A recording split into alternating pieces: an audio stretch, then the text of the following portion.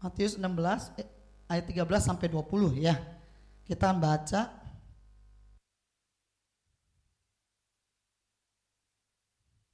Ya, kita baca secara bergantian.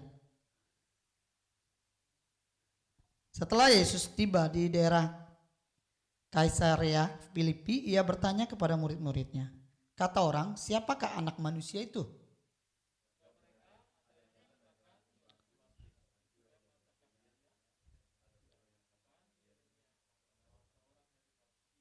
Lalu Yesus bertanya kepada mereka, tetapi apa katamu? Siapakah aku ini?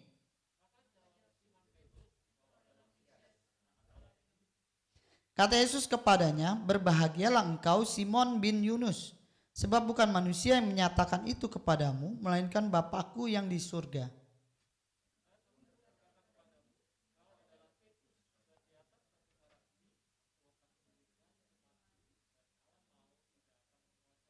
Kepadamu akan kuberikan kunci kerajaan surga. Apa yang kau ikat di dunia ini akan terikat di surga, dan apa yang kau lepaskan di dunia ini akan terlepas di surga. Lalu Yesus melarang murid-muridnya supaya jangan memberitahukan kepada siapapun bahwa ia Mesias.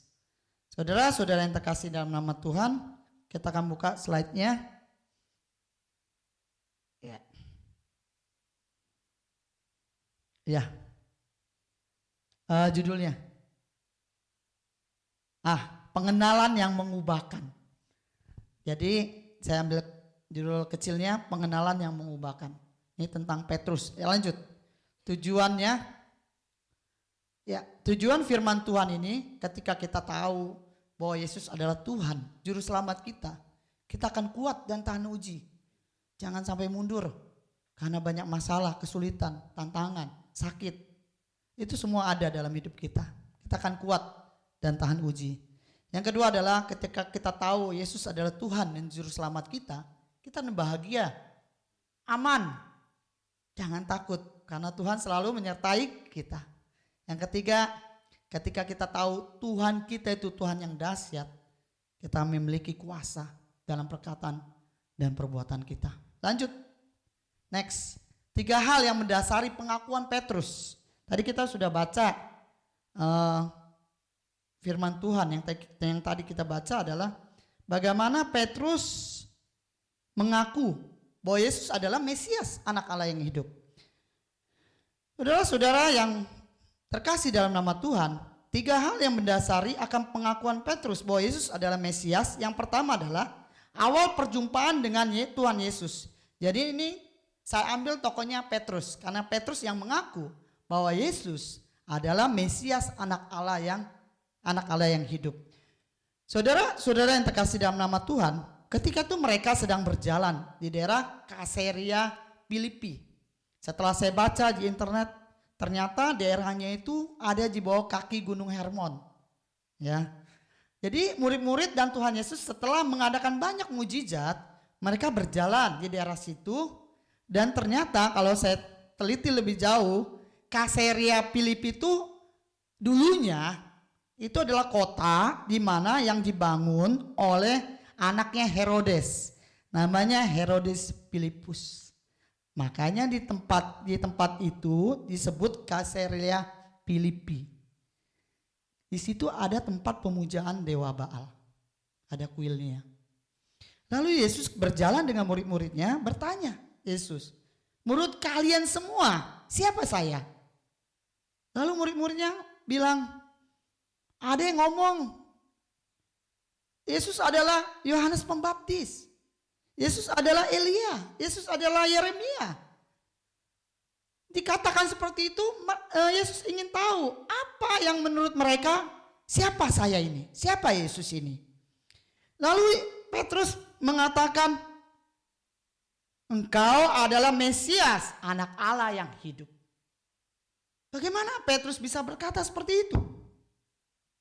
Saudara, setelah saya selidiki, ternyata Petrus mengalami satu perjumpaan pribadi dengan Tuhan.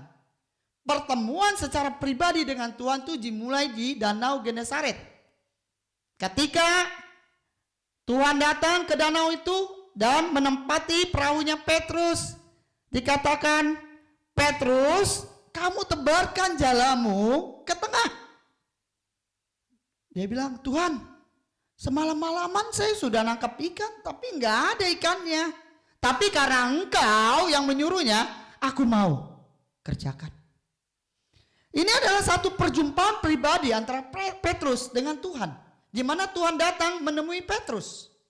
Perjumpaan pribadi itulah yang mengubah pola pikir Petrus. Sehingga di ayat selanjutnya, itu bisa dibaca dalam Lukas pasal 5. Bagaimana Petrus bilang, aku adalah orang berdosa, ampunilah aku. Itulah perjumpaan pribadi dengan Tuhan. Saudara-saudara yang terkasih dalam nama Tuhan, kita bisa mengaku Yesus adalah Tuhan. Kita bisa mengakui dan menerima Yesus dalam hati kita. Itu karena kita berjumpa secara pribadi dengan Tuhan. Perjumpaan pribadi kita dengan Tuhan harus dimulai dengan kesadaran bahwa kita adalah orang berdosa. Banyak orang berkata, aku gak buat apa-apa dalam hidup ini. Aku orang baik. Aku gak pernah mencuri. Aku gak pernah berbohong. Aku tidak pernah melakukan hal-hal yang jahat. Tetapi kita semua adalah manusia yang berdosa. Amin, saudara. Kita adalah manusia yang berdosa. Dosa yang diturunkan dari Adam dan Hawa itu sudah mewarisi tubuh kita. Dosa itu tidak bisa dilepaskan. Hanya melalui darah Yesus kita bisa dilepaskan, disucikan dan diselamatkan. Ketika kita sadar bahwa diri kita ini berdosa, makanya kita mau datang ke hadapan Tuhan. Bisa saja keluarga kita itu keluarga Kristen. Dari nenek moyang kita sudah Kristen. Dari mama bapak kita sudah Kristen. Kita taunya kita udah Kristen. Tapi Tuhan tidak penting itu. Kristen tidak menyelamatkan. Kristen bukan label bahwa kita sudah masuk surga, bukan, saudara. Tetapi yang Tuhan mau ketika kita mengakui bahwa diri kita sudah berdosa dan kita datang mengaku kepada Tuhan dan Tuhan masuk dalam hatiku, aku adalah manusia yang berdosa. Ketika kita sadar diri kita berdosa, maka kita mengadakan satu pertemuan, perjumpaan kita dengan Tuhan. Saudara, ketika kita sadar bahwa diri kita berdosa, kita butuh orang membersihkan dosa kita, yaitu Tuhan Yesus. Kemarin kami SPK di Youth, saya masuk jadi mentornya karena Siska nggak datang, sakit, akhirnya saya jadi mentornya. Lalu saya bimbing 3 anak yang sudah kerja, dulu lulusan dari Kasbun. Saya bilang, kalian pernah nggak bertemu Tuhan, berjumpa dengan Tuhan secara pribadi? Mereka pikir, gimana caranya, Bu? Kita ini sudah dari dulu Kristen. Orang tua saya Kristen, kami juga di sekolah minggu dari kecil. Enggak menjamin kalian selamat. Yang menjamin adalah kalian datang, mengaku diri kalian berdosa, dan undang Tuhan masuk dalam hati. Itulah perjumpaan kita dengan Tuhan. Saudara, Paulus adalah pribadi yang mendengar suara Tuhan. Itu ada perjumpaan, Kisah Rasul pasal yang ke-9. Saulus, Saulus, mengapa engkau menganiaya aku? Itulah pertama kali dia berjumpa dengan Tuhan. Dia mendengar suara dan Saulus berkata, lalu terduduk dan akhirnya berapa lama dia matanya buta. Dia mengakui bahwa dirinya sudah berdosa. Kalau manusia yang tidak tahu tentang dosanya, aku ini udah baik, gak pernah berbuat jahat, aku gak pernah dengki, gak pernah dendam, gak pernah melakukan apapun yang jahat. Salah, saudara. Kita semua manusia yang berdosa perlu berjumpa dengan Tuhan Yesus masuk dalam hati kita. Yes, Petrus berkata, engkau adalah Mesias, anak Allah. Engkau adalah juru selamat. Mesias artinya juru selamat. Aku perlu engkau dalam hidupku. Aku mau, Tuhan, hidup kini sudah berdosa, aku perlu engkau. Perjumpaan itulah yang membuat Petrus berubah. Pola pikir berubah, tindakan yang berubah. Saudara, jangan berpikir kita aman-aman aja, saudara. Kalau saudara belum pernah bertemu dan berjumpa dengan Tuhan Yesus secara pribadi, saudara belum sampai bisa mengakui Yesus sebagai Tuhan dan Juru Selamat. Perjumpaan itu penting. Saya masuk SMA di Cindramata itu Saya mengakui Yesus adalah Tuhan. Saya undang Yesus masuk dalam hati saya. Saya merasa sangat banyak berdosa saya. Saya perlu Tuhan, Engkau menjadi juru selamatku. Aku mau Engkau hadir dalam hidupku. Engkau ada dalam hidupku. Aku perlu Engkau.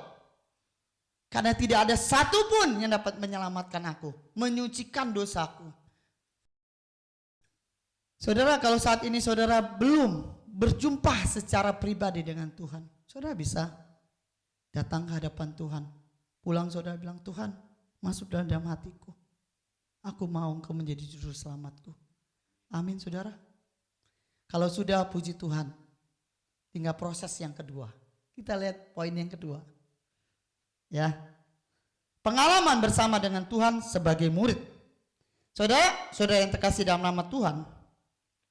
Hidup Petrus ketika mengaku Yesus sebagai Tuhan dan Juru Selamatnya, dia tidak langsung masuk surga, langsung jadi malaikat di awang-awang, enggak. Tetapi dia mengalami satu proses hidup. Hidup itu adalah proses perjalanan iman. Harus berjalan naik turun, naik turun, naik turun. Iman kita bisa jatuh, kadang-kadang iman kita bisa tinggi, kadang iman kita bisa sampai titik yang paling rendah. Petrus sudah mengalami itu.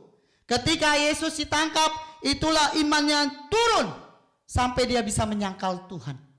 Perjalanan kehidupan kekristenan sama saudara.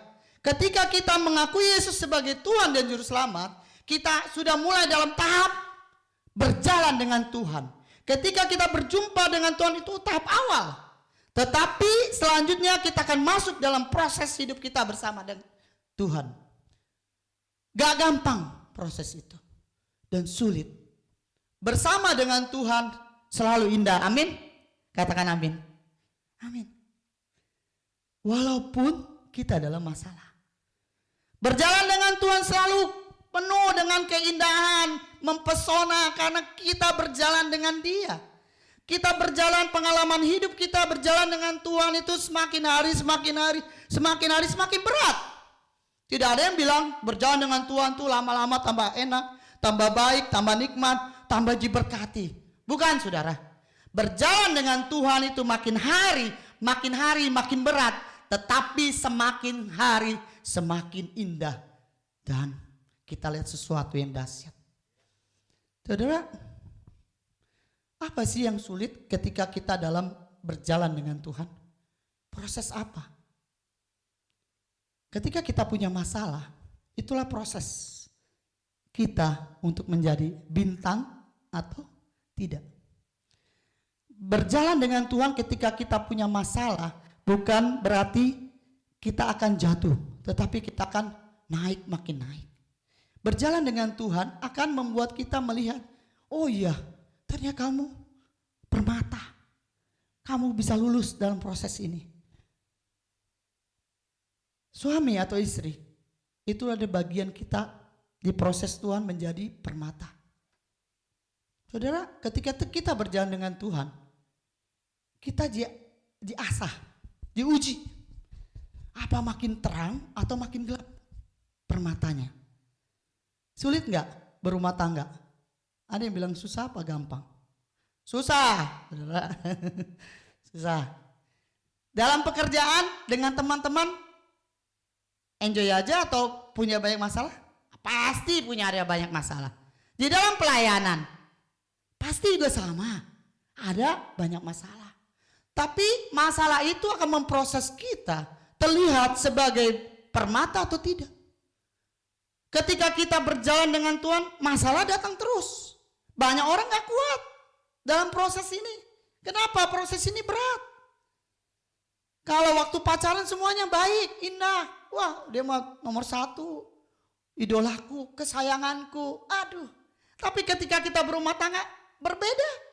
Banyak hal yang berubah. Yang tadinya kita pikir dia oke-oke aja. Ketika berumah tangga jadi gak oke. Kok berubah ya? Nah, itu semua proses. Hidup kita ada bersama dengan Tuhan. Dan proses itu yang ada di sebelah kita, memproses kita. Kita bisa gak menguasai diri. Kita bisa gak sabar. Kita bisa gak mengasihi. Bisa gak kita mengampuni. Bisa gak kita menjadi sukacita. Bisakah kita menjadi orang yang baik. murah hati, kesetiaan, semua diproses dari orang-orang di samping kita. Dan orang-orang inilah yang memproses kita bersama dengan Tuhan. Banyak orang lari dalam proses karena bukan hal yang mudah. Ketika Petrus mengalami pengalaman dengan Tuhan sebagai murid, ketika Tuhan bilang, aku mau mati buat engkau Tuhan. Orang lain bisa meninggalkan engkau, tapi aku enggak, aku akan mati bersamamu. Tetapi apa yang terjadi? Ketika Yesus ditangkap, apa yang terjadi? Dia lari juga tuh. Malah lebih parah, dia bilang apa? Aku tidak mengenal dia. Aku sungguh tidak mengenal dia. Sumpah aku tidak mengenal dia. Enggak gampang, saudara. Menjadi murid Tuhan itu sangat sulit. Untuk itu kita perlu bimbingan doa. Kita perlu firman. Kita perlu suara Tuhan dalam hidup kita. Supaya kita bisa berjalan terus dengan Tuhan. Kita bisa melihat sesuatu yang baik di balik masalah kita. Kita akan melihat pelangi di dalam masalah kita. Ketika kita sakit, kita melihat sesuatu yang baik. Makanya Roma 8 ayat 28, Allah turut bekerja dalam segala sesuatu untuk mendatangkan kebaikan. Sulit saudara. Ketika saudara bangkrut, apa tuh? Saudara bisa bilang, Tuhan Engkau baik. Aku tahu ini bangkrut. Tuhan, aku tahu itu semua karena Engkau baik. Waktu restoran saya kebakaran, saya terduduk. Saya terdiam duduk di situ. Saya diam, lalu saya bilang, Tuhan terima kasih. Saya terima proses Tuhan. Saya terima dengan kekuatan dari Tuhan, saya bisa lampaui ini. Waktu awal itu saya diam. Saya terduduk dan hanya gak menangis. Saya gak ngerti. Seperti kaget gitu. Wah, kebakaran. Sudah habis. Udah gak ada apa-apa. Semua udah gak ada. Ya, kita pikir orang-orang bantuin kita itu angkat-angkat gas. Toh gasnya dibawa pulang saudara. Gak ada. Dibawa pulang, saya bilang tuh ada yang kan karena gelap masih. Itu sekitar jam 2 pagi. Waktu orang angkat-angkatin gas. Saya pikir gas saya mungkin mau disimpan. Tapi paginya jam 6 kan udah kelihatan semua. Wih, gasnya kok gak ada. Hilang semua saudara. Semua maunya ambilin. Yang bisa diambil-ambil. Ada beras tumpuk di bawah juga beras. Karena beras gak kebakar semua. Itu saya beli banyak itu. Karena itu saya stok banyak gitu. Saya duduk aja, saya diem. Saya diem terus saya bilang, Tuhan terima kasih buat kejadian ini. Saya gak bisa bilang apa-apa, Tuhan Kau baik. Lalu sampai di rumah saya mulai mikir, ini anak-anak masih sekolah, bagaimana ya? Wah, saya mulai otak saya jalan. Gimana caranya? Dalam kebingungan, bagaimana caranya? Saya hanya ke kamar. Saya doa doang, Tuhan kasih jalan keluar, kasih jalan keluar, kasih kekuatan. Saya memang belakangan baru saya nangis. Tapi setelah 3 hari saya dalam roh itu berbicara. Dalam hati saya doakan. Saya doa di kamar, Pak Munte pergi, dia nge-grab. Terus saya di kamar saya sendirian, anak-anak sekolah sih kamar doa nyanyi. Terus Tuhan kasih saya sesuatu yang membakar dalam hati saya. Saya rasakan itu. Lu harus bangkit. Lu harus bangkit. Lu harus bangkit. Karena saya ada bersama dengan kamu. Kamu harus kuat. Kamu cari jalan keluar. Kamu harus kuat. Kamu adalah Naomi, murid aku. Aku sayang padamu. Tuhan terima kasih. Lalu saya bangkit loh. Saya bangkit. Saya gak pikir apa-apa. Saya bilang saya punya kemampuan apa. Saya kerjakan. Saudara. Saya merasa Tuhan ada dalam proses hidup saya. Jadi saudara, ketika saudara mengalami masalah, kesulitan, sakit, saudara tahu itu proses yang harus saudara alami. Tuhan tidak merancang yang buruk. Tuhan itu sutradara kita. Dia tahu jalan hidup kita. Yang paling sulit pun kita hadapin dia tahu. Dan dia akan memberikan jalan keluar. Cuma yang Tuhan mau tuh kita taat aja. Kerjain ini, ya udah. Ketika saudara menghadapi masalah dalam keluarga, menghadapi suami, menghadapi istri, anak-anak, semua Tuhan tahu. Saudara diproses menjadi satu permata yang indah. Amin. Jadi jangan takut diproses Tuhan, amin. File kiri kanan. Aku mau diproses. Ya. Yang ketiga, ada penyertaan kuasa Allah. Jadi tadi ayat yang kita sudah baca, apa yang terikat di bumi akan terikat di surga. Apa yang kau lepaskan di bumi akan kau lepaskan di surga. Jadi yang ketiga adalah ada penyertaan kuasa kerajaan Allah. Jadi Bapak Ibu Saudara yang terkasih dalam nama Tuhan, hidup kita ini benar-benar anugerah loh. Amin. Kenapa? Ketika kita dipilih, kita berjumpa dengan Tuhan, kita mengalami satu proses yang indah dengan Tuhan. Lalu kita punya kuasa. Kuasa yang seperti apa? Kuasa dalam perkataan dan tindakan kita. Kita punya kuasa, saudara. Kadang-kadang kita nggak ngerti, kok aku kayak nggak bisa apa-apa. Jangan salah saudara, kita punya kuasa.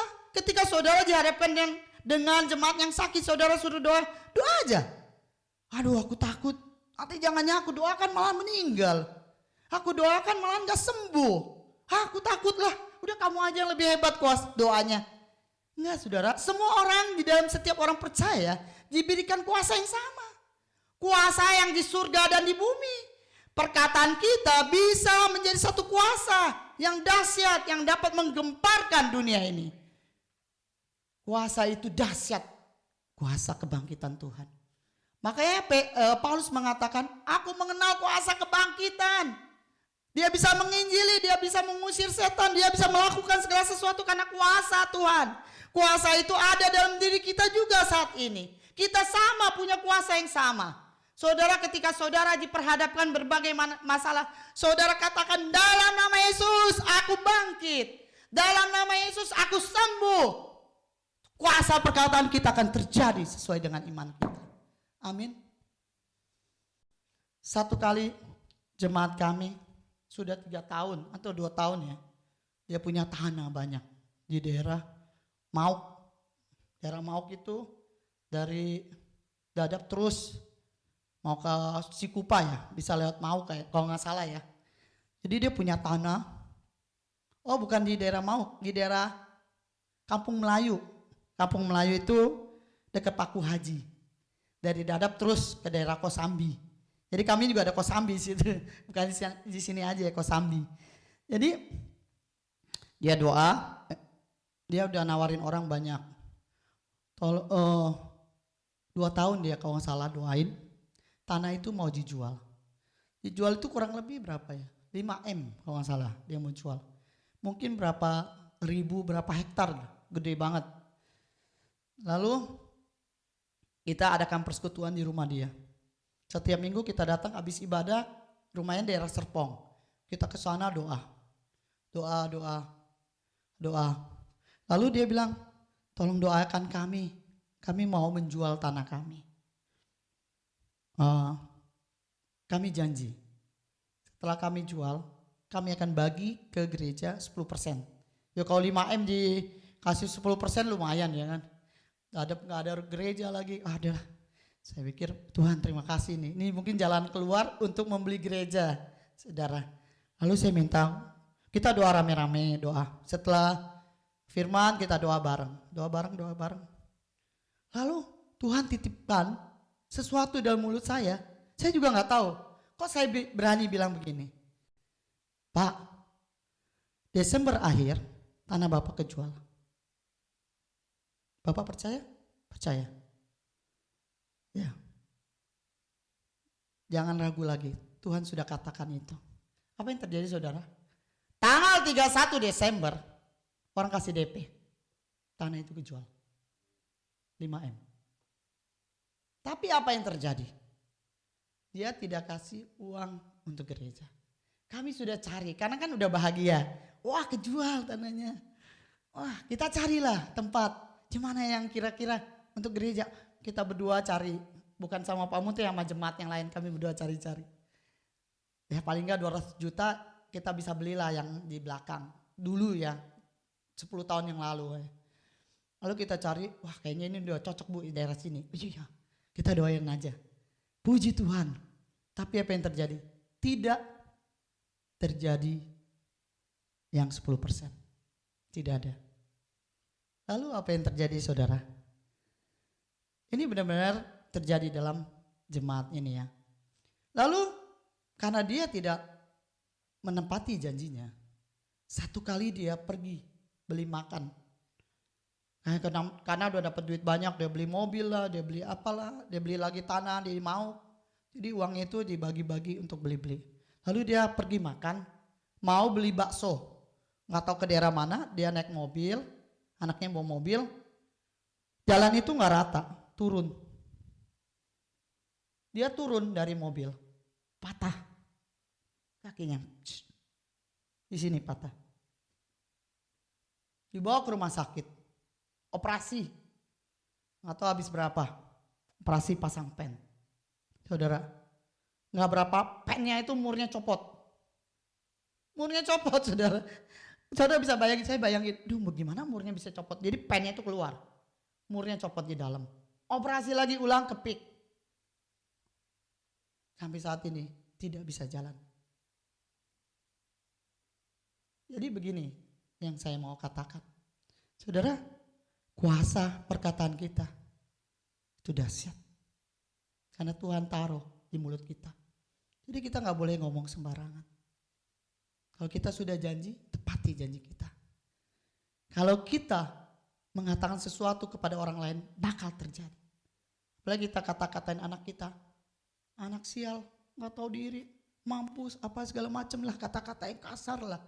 Yang terjadi dalam mulut kita. Itu bisa terjadi, saudara. Karena mulut kita ini, Tuhan taruh kuasa yang dahsyat. Kata-kata itu harus kita rep. Karena kuasa itu terjadi melalui mulut kita. Jadi bagi ibu-ibu, bapak-bapak, jangan sembarang berkata-kata mengatai anak kita. Tetapi kita harus memberkati anak kita. Anak, kamu menjadi orang yang sukses, berhasil, berkembang, menjadi kebanggaan mami papi, dan menjadi kebanggaan bagi Tuhan Yesus. Amin saudara. Amin. Ketika saya masuk sekolah anugerah, anak-anak itu kan, aduh kayaknya gimana ya. Tetapi apa yang terjadi? Saya doain, saya perkatakan firman, jadi anak yang baik, jadi anak yang baik, jadi anak yang baik. Tuhan berkati kalian, kalian sukses, kalian berhasil. Dan apa yang terjadi? Perubahan itu terjadi melalui kata-kata. Mereka mulai mau cari Tuhan. Mereka mulai aktif dalam ibadah. Mereka mulai sedikit-sedikit mulai berubah. Jadi saudara, perkataan ini harus kita kendalikan. Kalau enggak, kata-kata yang tidak memberkati itu tidak akan menjadi berkat buat semua orang. Tetapi kata-kata kita harus menjadi berkat. Memberkati orang sehingga orang lain terberkati melalui kehidupan kita. Amin saudara. Amin. Tepuk tangan buat Tuhan Yesus. Lalu kita lihat goalnya. Goal firman Tuhan, pengenalan yang mengubahkan menjadi titik awal keberhasilan. Jadi ketika kita mulai mengenal dan kita diubahkan Tuhan, itulah titik awal kita berhasil di dalam Tuhan. Tuhan mau hidup kita sukses, amin. Tuhan mau hidup kita memberkati, amin. Tuhan mau kita menjadi orang yang dipakai oleh Tuhan secara luar biasa. Melalui perkataan kita dan melalui sikap hidup kita. Tuhan Yesus memberkati. Kita akan berdoa.